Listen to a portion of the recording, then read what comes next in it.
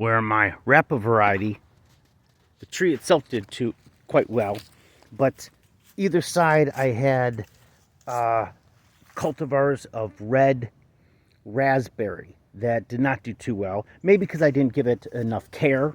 Also, this is compacted clay silt soil that's mowed, and a couple times I put mulch around them, but still, it's not ideal garden soil, and they're cultivars, not natives, so they didn't work. Also, I think there was some the lawnmower people hitting the cages or plants every now and then, clipping them as they turn. This year I planted two other types. I think maybe, oh no, that's completely gone. Two other different types of red raspberries. I think it was red raspberries. Cultivar red raspberries, or maybe it was two different sources of wild black raspberries. One of the two, this one or that one. But they didn't do too well, and it definitely was the lawnmower people coming through here, not paying attention and not caring. But the seedling I planted was a Burns. It was at least half Burns, because it was from the tree that was a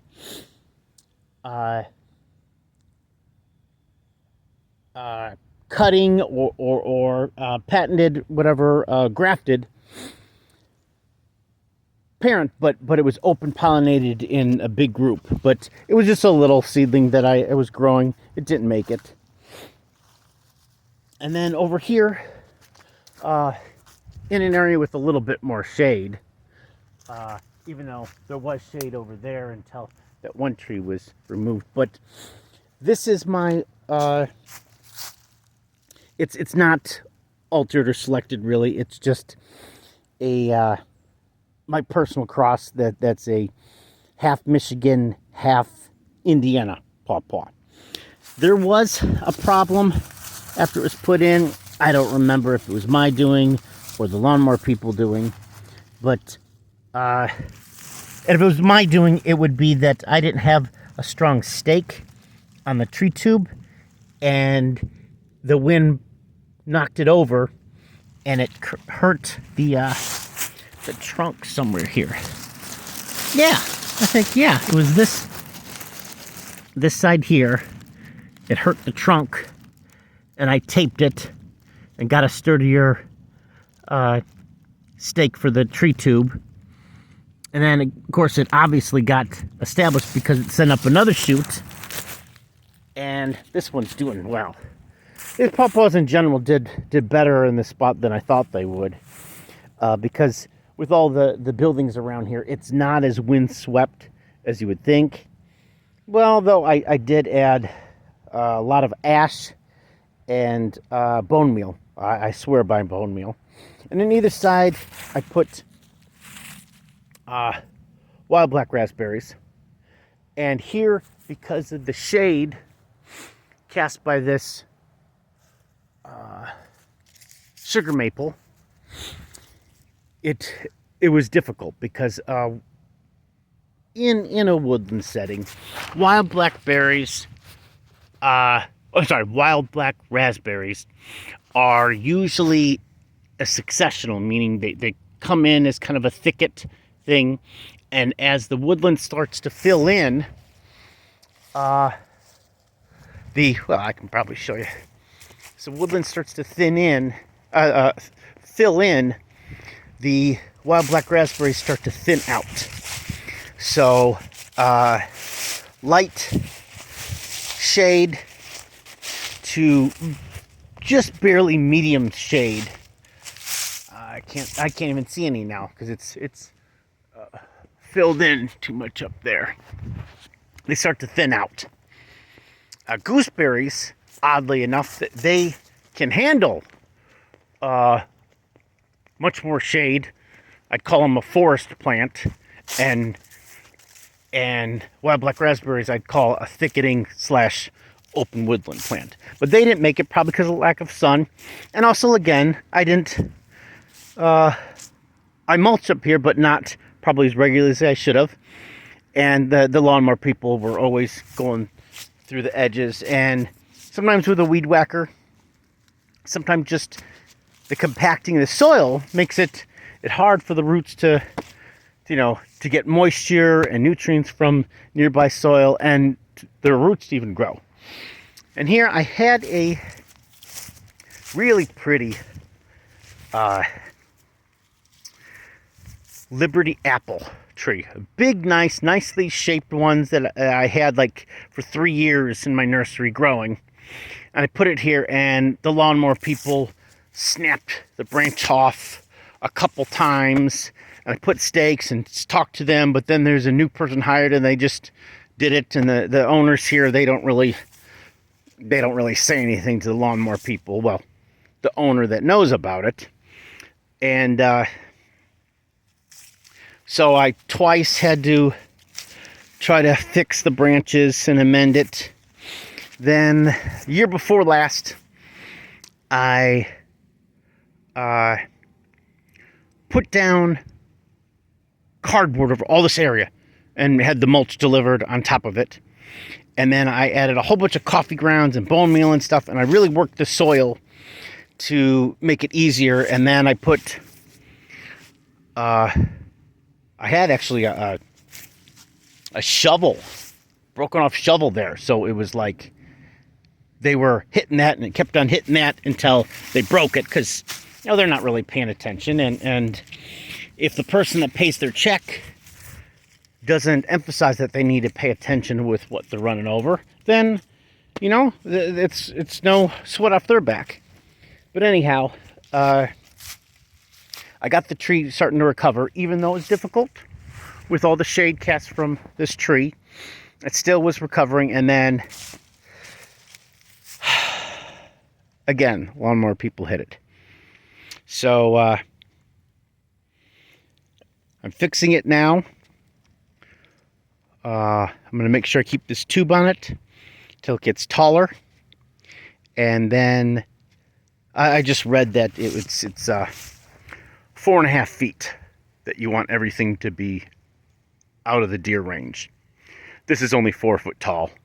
So, what would be best if I got a wider one, or more a cage, wider out, so it could get at least a little bit wider branches before it gets above or a potential deer problem. But also, the soil was kind of compact here because at one time there was another fruit tree, and the lawnmower people were riding right up to the edge, so that caused compact soil. And then with the root system in there that was decomposing, that's why I added 2 years ago, a whole bunch of coffee grounds and mixed it in, already pre-decomposed coffee grounds, mixed it in, and I put the cardboard down to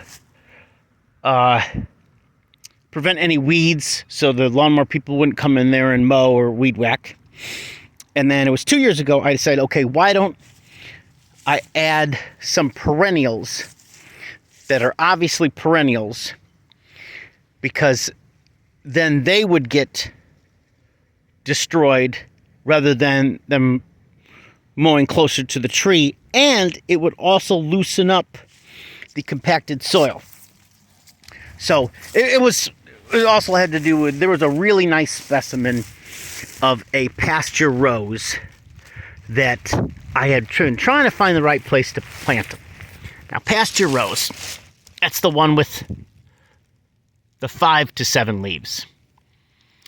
The one with 7 to 9 leaves is sunshine rose.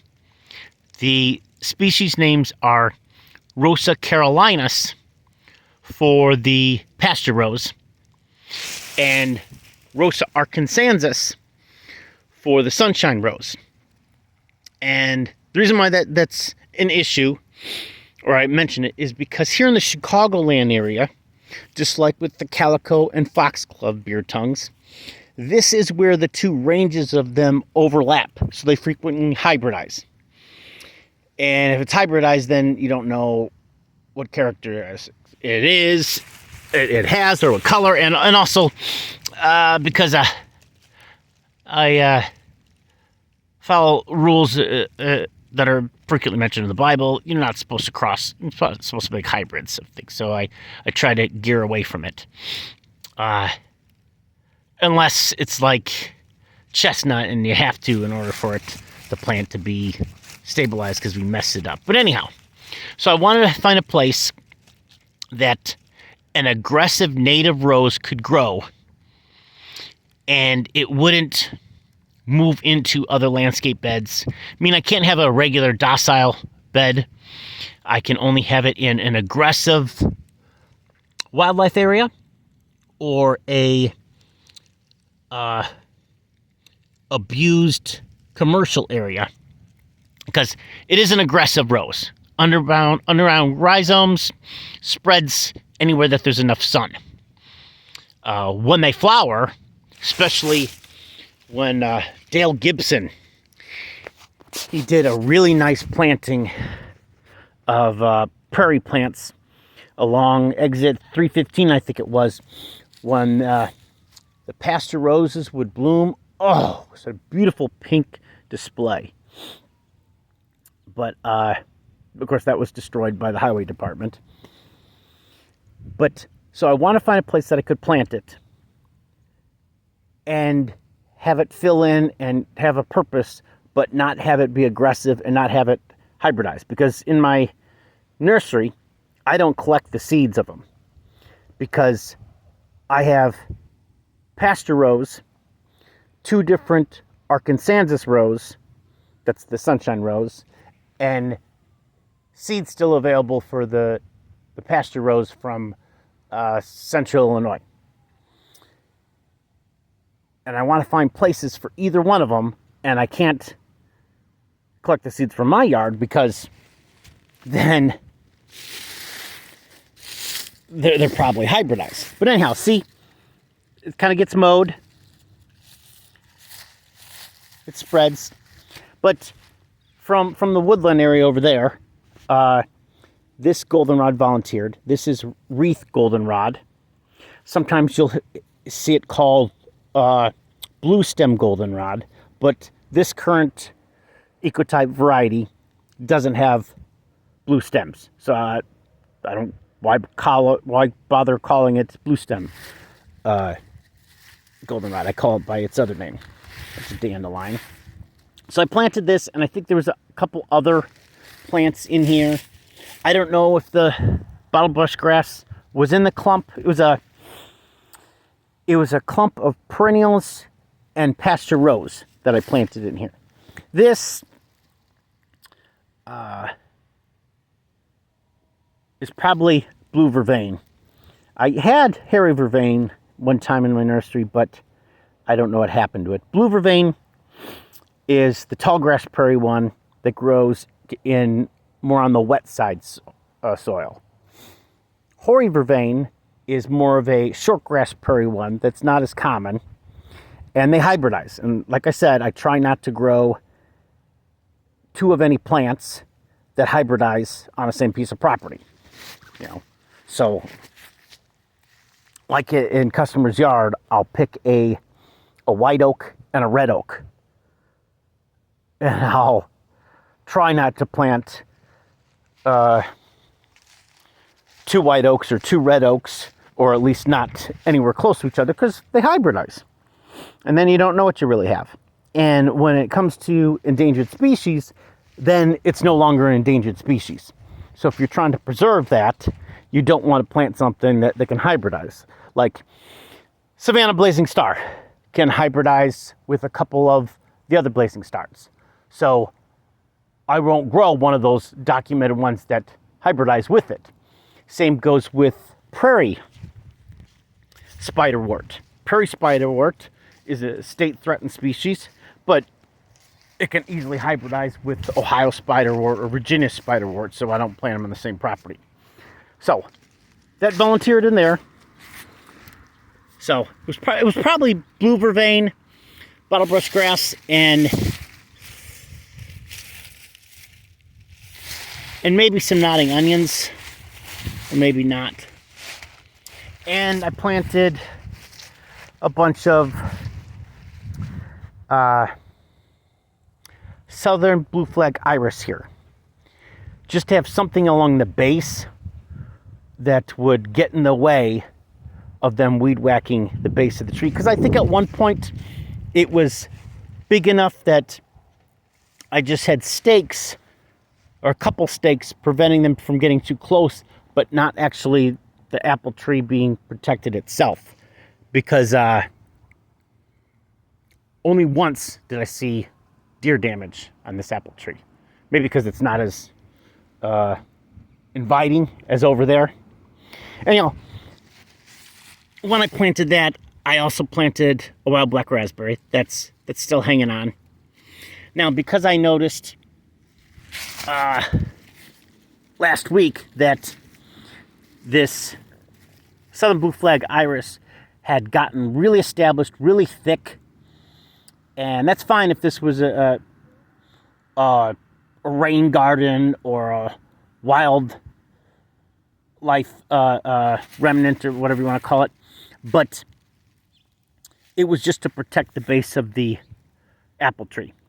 So what I did is I pulled up most of them.